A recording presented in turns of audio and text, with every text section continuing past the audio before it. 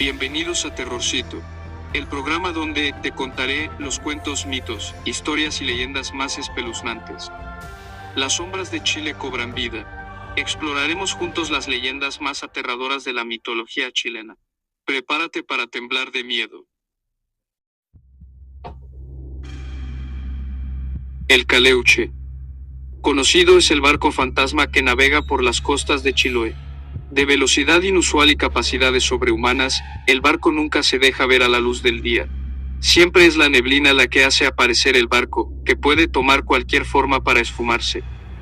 También se cuenta que sus tripulantes se transforman en lobos marinos o delfines para no ser vistos. Algunos se refieren a él como barco maldito, y recomiendan taparse la boca si se le ve, porque lo primero que sienten los brujos que lo conducen es el aliento. También esconderse tras un maqui o un tique árboles, para no ser reconocido, y si uno se echa al mar, hacerlo de manera respetuosa, sin cantar ni meter ruido.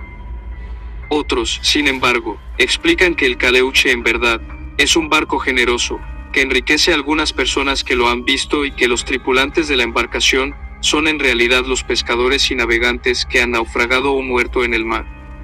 El Caleuche les ofrece una segunda vida, la que no es otra que una eternidad de fiestas, cantos y celebraciones. El culebrón.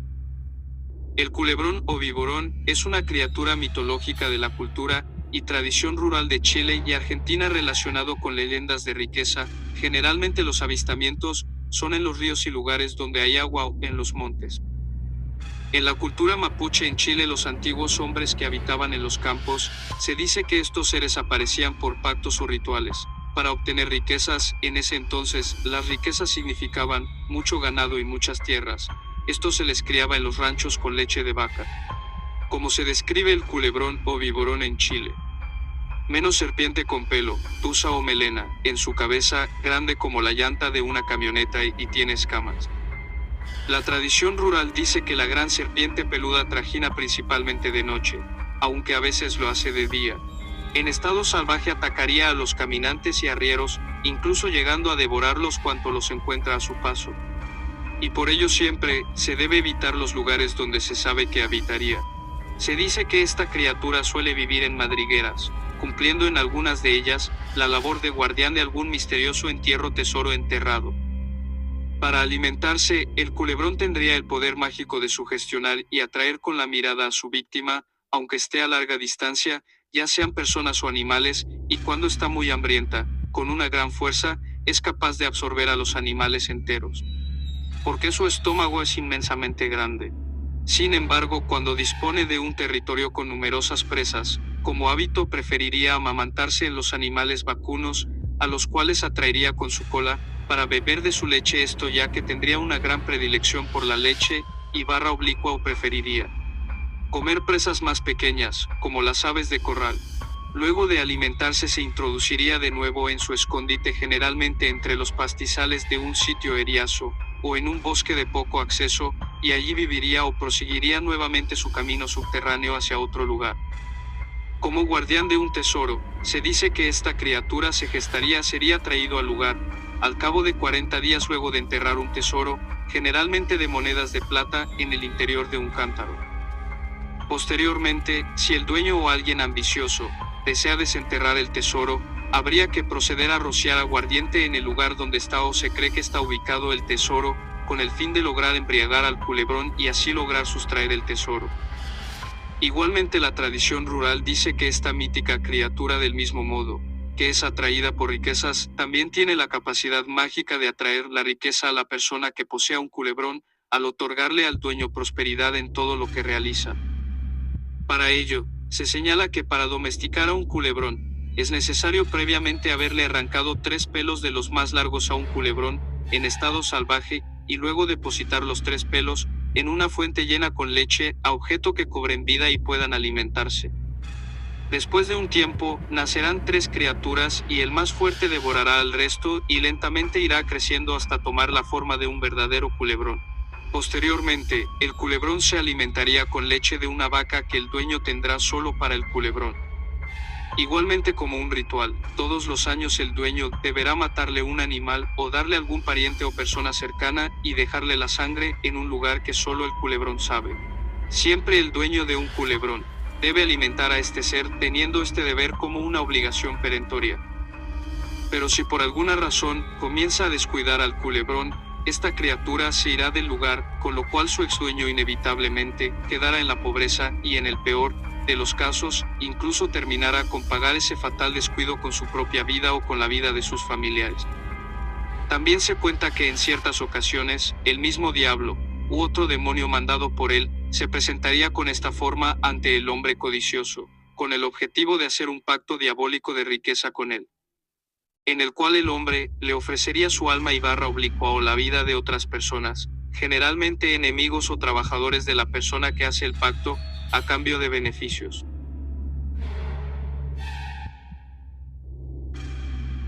La calchona. Muchas son las versiones que se han tejido en torno a la fantástica historia de la calchona.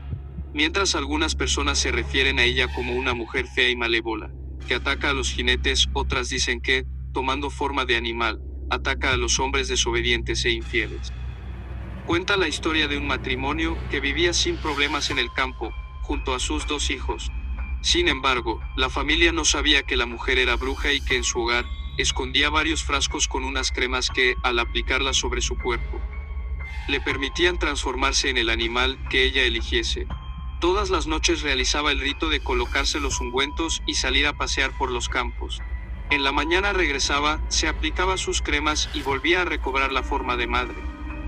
Así pasó el tiempo, hasta que un día sus hijos la vieron e imitando a su mamá, se pusieron las cremas, transformándose en múltiples animales. Pero cuando quisieron volver a ser niños, no supieron cómo, y convertidos en animalitos se pusieron a llorar. El padre despertó con los sollozos de los hijos, pero su sorpresa fue enorme, pues en lugar de verlos a ellos encontró solamente pequeños animales. Con inteligencia, logró encontrar el frasco con la pócima indicada y consiguió que los niños se transformaran nuevamente en niños. Pero para evitar que les volviera a ocurrir lo mismo, tomó las cremas y las botó en las aguas de un río. La madre, convertida en oveja negra, regresó a su casa, comenzó a buscar sus cremas por todos lados, y como no pudo encontrarlas, quedó para siempre convertida en ese animal. Por eso, cuando se siente balar una oveja negra que vaga de noche sola por los campos, los campesinos saben que se trata de la calchona. Todos acostumbran dejarle un plato de comida, para que se alimente, ya que es totalmente inofensiva.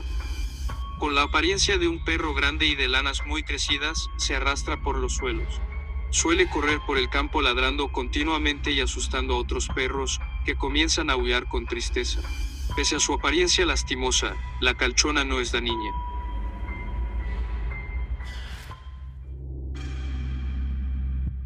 El chonchón. También llamado tuetue, el chonchón es una de las criaturas más aterradoras dentro del folclore chileno. Es un pájaro que al graznar hace un fuerte sonido, parecido a tuetue. Según la leyenda, en realidad se trata de un brujo metamorfoseado.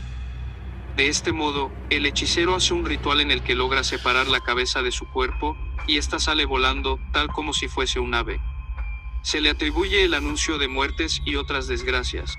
Para el pueblo mapuche, el chonchón es la manifestación del demonio en la tierra, pues se asocia a trabajos para hacerle mal a alguien. Existen varias maneras de evitarlo, como poner la calavera de la cabeza de un caballo sobre el techo, rezar el Padre Nuestro, arrojar sal al fuego o gritar pasa chonchón, tu camino, justo cuando está pasando sobre la casa en cuestión.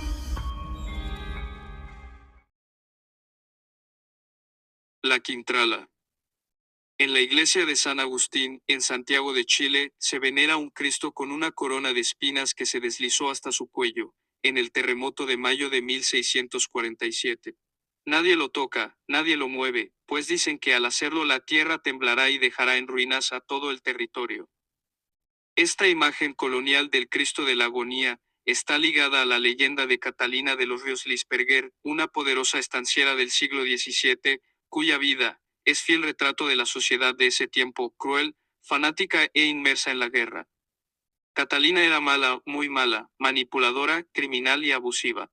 No era la excepción, era similar a muchas mujeres solitarias de los primeros años de la colonia española, que debieron sobrevivir en un territorio hostil y alejado, lleno de peligros y acechanzas. Tal como le sucedió al amante del conquistador Pedro de Valdivia, Inés de Suárez, que decapitó a 7 caciques prisioneros en el asalto dirigido por Michinalco el 11 de septiembre de 1541. Ese tipo de mujeres sanguinarias y enigmáticas surgieron entre el caos y la barbarie, rodeadas por la servidumbre de negros e indígenas. Presta al ataque aleve fueron mujeres convertidas en padres y madres mientras los maridos luchaban al sur del río Biobío contra las tribus mapuches o hacían frente a los malones de los nativos en el centro chileno. Eran capitanas y guerreras en un ambiente donde la compasión era debilidad y la ternura un signo de cobardía. Quizás lo anterior explique la conducta cruel de Catalina de los Ríos, aunque no justifique sus actos reprobables que se convirtieron en leyenda negra. Elea Quintrala.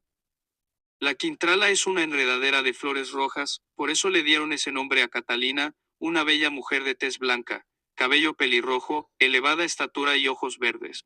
En lo físico era la conjunción de sangre mapuche con española y alemana, y espiritualmente fue un torbellino donde confluyó lo peor de Europa con lo más malo del Nuevo Mundo. Ella fue, sin duda, la antítesis de las damas de mantón y encajes que frecuentaban los templos y conventos de Lima, Santa Fe o Nueva España. La Quintrala nació en 1601 del matrimonio de un encumbrado terrateniente, general del Real Ejército y de una dama, aficionada a la hechicería, que asesinó a latigazos a una hija bastarda de su marido, e intentó matar al gobernador Alonso de Rivera. La Quintrala jamás acató la autoridad paterna, quizás por ello envenenó a su progenitor con un pollo que le preparó cuando estaba enfermo, aunque se reportó el crimen y todos los indicios apuntaban a Catalina. La muerte de Gonzalo de los Ríos quedó en la impunidad por falta de pruebas y por la intervención de la familia, que quiso encubrir el escándalo. Al morir su hermana, la Quintrala se convierte en la mujer más poderosa, Sechile hereda haciendas a un lado, y otro de los Andes es ama de centenares de esclavos y maneja encomiendas indígenas. A los 22 años de edad contrae matrimonio con un soldado de fortuna que se convierte en juguete de sus caprichos y en cómplice de sus crímenes. Catalina juega con sus amantes como el gato, con los ratones, asesina, por lo menos, a 2 de ellos, y cuando un fraile denuncia sus abusos con los indios, también lo manda matar. Bajo el influjo de una bruja, mapuche, la Quintrala practica la hechicería y sin ninguna humanidad explota a los negros y a los indios de sus estancias, y encomiendas, a quienes maltrata, tortura y elimina sin que nadie la detenga, porque teniendo muchísimo dinero, era pródiga con los jueces. En el año 1660 la Real Audiencia inicia una investigación oficial ante la magnitud de las denuncias, y comienza un proceso en su contra. Se le acusa de 39 muertes, y se le condena por 14 de ellos. No se encarcela pero debe pagar 1,000 pesos por cada negro, y 500 pesos por cada uno de los indios asesinados. Comprando el cielo. Un día azotó a una esclava, y derramó mercurio ardiente sobre los latigazos. Entonces, se desprendió el Cristo que pendía de una pared y la Quintrala sintió su mirada de reproche. Menos yo no permito que ningún hombre me mire con mala cara, dijo, y arrojó el Cristo a la calle donde lo recogieron unos religiosos y lo ubicaron en un altar de la iglesia de San Agustín, Menos yo no permito que ningún hombre me mire con mala cara, dijo, y arrojó el Cristo a la calle donde lo recogieron unos religiosos y lo ubicaron en un altar de la iglesia de San Agustín, Cuando enferma sintió que se le iba la vida, la Quintrala acudió al Cristo, por remordimiento, tal vez, o aterrada por la inminencia del infierno. Se postró a sus pies e imploró su misericordia.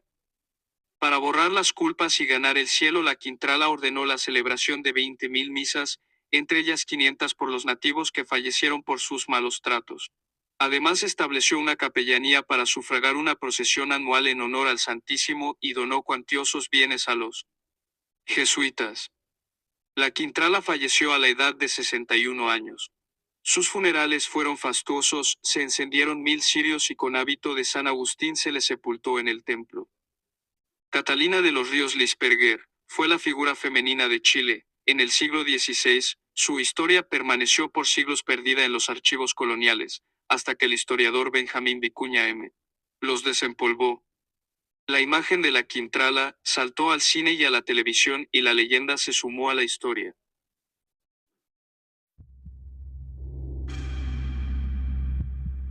La novia. La historia es así. En el año 1925, un minero acaudalado se unió en matrimonio con una bella mujer local. Juntos tuvieron una hija que llamó la atención de todo el poblado calameño por su hermosura y sencillez. La joven inició una relación sana y verdadera, junto a un humilde cuidador de autos.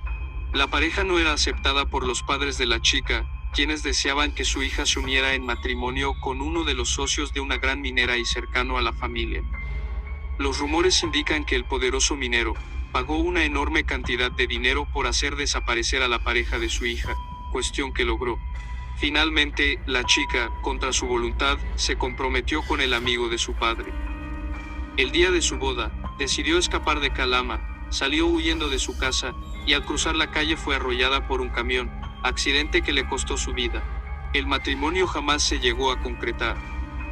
La leyenda dice que el fantasma de la joven recorre generalmente el camino que une a Calama y Chuquicamata. Sin embargo, a veces, esta alma en pena se traslada hasta cerca de San Pedro de Atacama o en la cuesta de Monte Cristo, casi llegando al cementerio local. ¿El motivo? Se aparece al frente de algunos desafortunados vehículos y luego desaparece, solo para aparecer en el lugar del copiloto y ocasionar accidentes.